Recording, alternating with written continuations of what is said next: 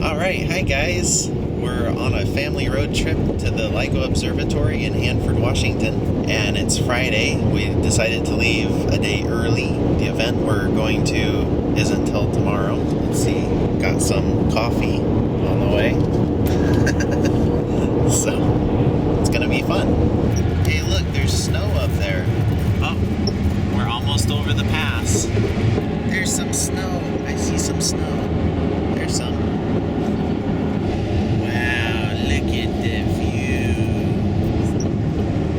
There's a ski lift, ski slopes. Wow, look at the ice on the lake. So hey, here's my family. You haven't seen them yet. This is my wife, Irene. Hi. And here's my son, Sammy. He's only 9 months old right now, but someday he's gonna have fun helping Daddy with science experiments, aren't you? Yeah, yeah. Well, it's raining. Alright, well, we stopped for a quick lunch. Are you gonna get lunch too? Yeah. On the road again. Just can't wait to get on the road again. I did that. No. Like a band of gypsies, we go down the highway. We're the best of friends, insisting that the world keeps turning our way. So I thought it would be fun to tell you a little bit about what LIGO actually is. LIGO stands for Laser Interferometer Gravitational Wave Observatory. That's a lot of technical words. What exactly is a laser interferometer? Well, LIGO's interferometer is set up so that there are two really long arms. Each one is 4 kilometers long. That's about 2.5 miles. The arms are positioned at 90 degrees from each other, so the observatory looks like a giant L. How the interferometer works is that when a laser beam passes through something called a beam splitter, it splits the beam into two identical beams. One beam goes straight through the beam splitter and then down one of the arms, while the other beam gets reflected 90 degrees so that it goes down the other arm. At the end of each arm, there's a mirror that reflects the beams back to the beam splitter. At that point, the two beams get recombined back into one beam, and in so doing, the light waves sort of bump into each other or interfere with each other, and then they're received by something called a photodetector that measures the beam's brightness. Since each of the arms are exactly the same length, the light waves recombine in such a way so that the peaks and the troughs of the waves don't line up properly. They're actually askew from each other. If the arms were different lengths, like one longer than the other, the light would take more time to travel through the longer arm, and so by the time the light returned back to the beam splitter, the light waves would line up, and the photodetector would see the laser beam as a bright spot being reflected off the mirrors. But since the arms are the same length, the light waves don't line up. It's that interference pattern going on instead. So the waves actually cancel each other out, and the photodetector sees no light whatsoever. So how do they detect gravitational waves? Well, when a gravitational wave passes over the observatory, it actually stretches one arm while at the same time compressing the other. Then they switch. This stretching and compressing occurs during the whole time that the gravitational wave is passing over. Since the arms of the interferometer are undergoing these varying lengths, the light waves interfere with each other, and the photodetector reads it as different levels of brightness. So when the photodetector sees the laser beam kind of flicker from dark to bright, that means that it's detected a gravitational wave.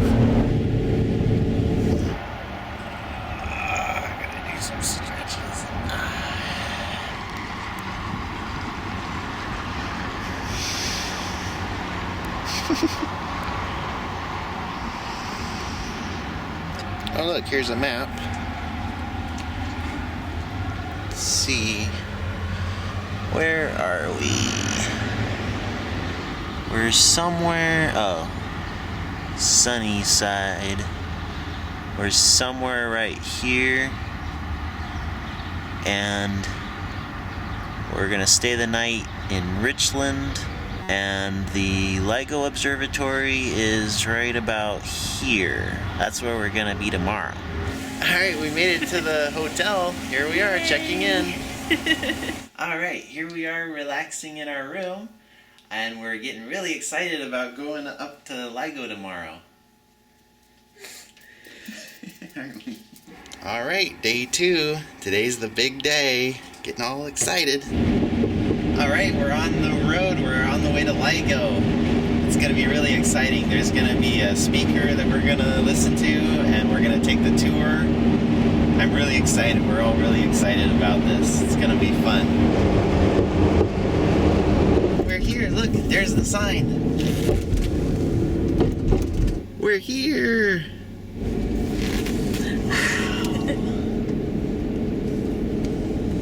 Wow, lots of people, huh? Alright, well, we're trying to find a parking spot. This is cool. I'm so excited. We're here. Yay! Alright, here we go. We're going inside.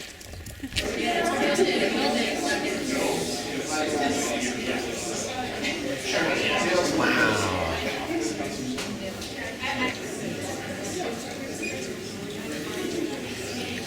Oh, that's a souvenir right there. On September 14th in the morning, 2:45, 3 a.m. in the morning here, our system, which has been built to look for gravity waves, more about what they are and how it detects them in just a minute, identified a signal. It was sent to an rapid online set of codes, computer codes that analyzed the waveform, looked at it, identified it, thought it was something interesting about the background noise, sent out a trigger notification, and thereafter the rest is history. These are computer simulations, and in fact this is a great simulation of what we think 2 black holes in space would look like. What you will see is these things will eventually, the orbit will decay, they will merge together, and then you'll see just one disk. But there's lots of other crazy things going on there which you have to see in the movie to catch it. Some of that is, you see this ring around here? Watch it as they coalesce and they come together. This ring will start to stabilize, and then that's what you see at the end. There's no audio signal coming through space. This is a gravitational wave. But if you run it through the instrument, use the instrument like a super microphone or a transducer, and then convert that into a signal that you play through a loudspeaker, then indeed you can hear it, and you can use your sense of hearing to analyze this signal. So you can hear it. This is 4 kilometers this way. This is 4 kilometers out this way. With that, first the light goes out, hits the mirror, travels down to this mirror, comes back. Now, the wave, keep an eye on the waveform as it's coming back. That's the whole point. When you come back to this mirror, then they interfere, and we've arranged so the troughs and the crest are exactly out of phase, so there's no light on this mirror. They sum to 0. Now we move these mirrors back and forth in synchronism as a gravitational wave would. And what you see is the intensity here now. They overlap at times. They beat, only they beat with the same frequency as the gravitational wave is changing the length of those arms. That mirror moves just a fraction of an inch. Sorry, can you explain to me how this works? Oh, sure, yes. There's a laser pointer right here. That laser pointer, it's just sending a laser beam to this block of glass, which is called a beam splitter. And half the light, you can see sort of a diagonal piece of glass line through the block of glass. Half the light reflects this way and half the light transmits that way. And there's a mirror right there. And if you actually look, you can see the dot of the laser on the mirrors. That light then reflects back, and some of that light then gets transmitted this way, and some of this light gets reflected that way. And if I put the 2 spots on top of each other, you will see suddenly some dark fringes appearing. So you'll see... Is this all coming from the same light source? Yes, just splitting it apart and then recombining it. So what we're doing is we're making the light interfere with itself. So that's why it's called an interferometer. That's what we try to do in our detector. Basically make it so that it's almost completely dark down there. And then if the gravity waves come through, it's light. But actually there's always noise in the detector, so you always are seeing the background noise all the time. And then you can take that light and hit it on a photodiode and play it through a speaker. Oh, okay. So when you pull on that, you're barely putting any pressure on there.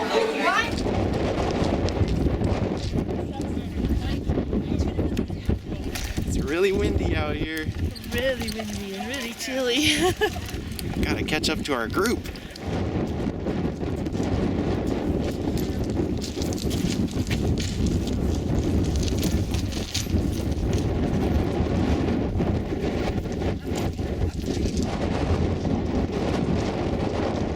Hello, hello, hello, hello, hello.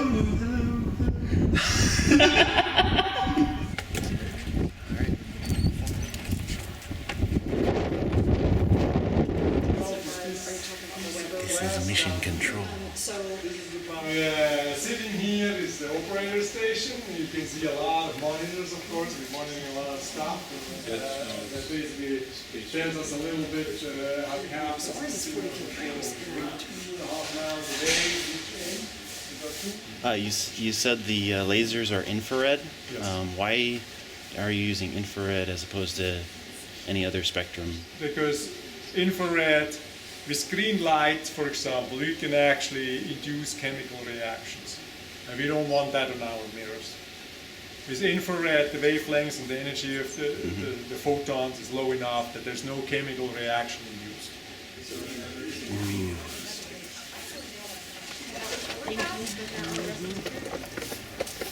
Wow, there's one of the arms.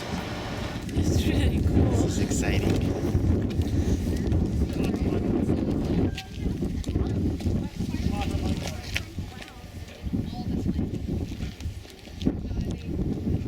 So that station out there is the halfway point. So that's 2 kilometers away. And there's another 2 kilometers of tube after that.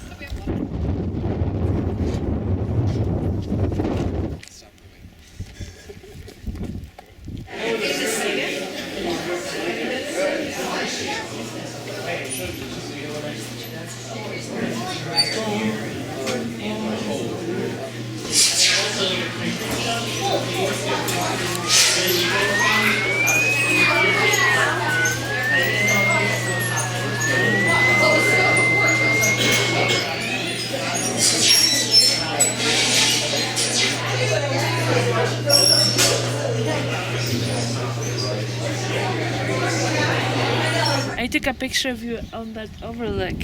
I wanted you to see that. Look, Somebody's filming me. there's that guy that That's the film crew. Yeah. They were evacuation route.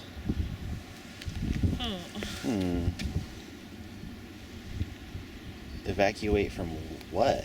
Gravitational waves chasing you.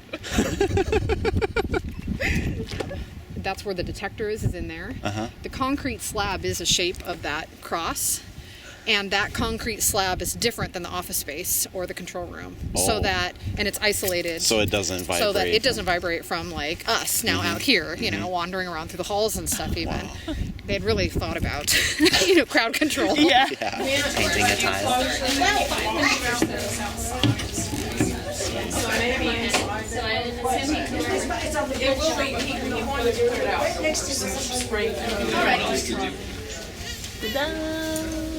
Just a really cool experience. It was really a lifetime experience being able to come here this particular day of the celebration of the discovery of gravitational waves. Really thrilled to be a part of it. It's just so exciting. I've been wanting to come here for several years now, and it's been a dream just to come here. So I'm really glad that we could all come as a family together and experience this. Sammy got to come. Sammy's just 9 months old, and he gets to come. And he did really good. He did He really enjoyed good. looking around. Yeah. I love you. Love you too. I love you, Sammy. All right, this is it. We're back in our hotel room, and wow, what an adventure that was. Going to LIGO, that was fun. I'm really glad that I could take you along and share this experience with you. If you want me to do more vlogs, let me know in the comments. Also, don't forget to hit that subscribe button if you haven't already, and if you like this video, give it a thumbs up. All right, see you next time. Bye.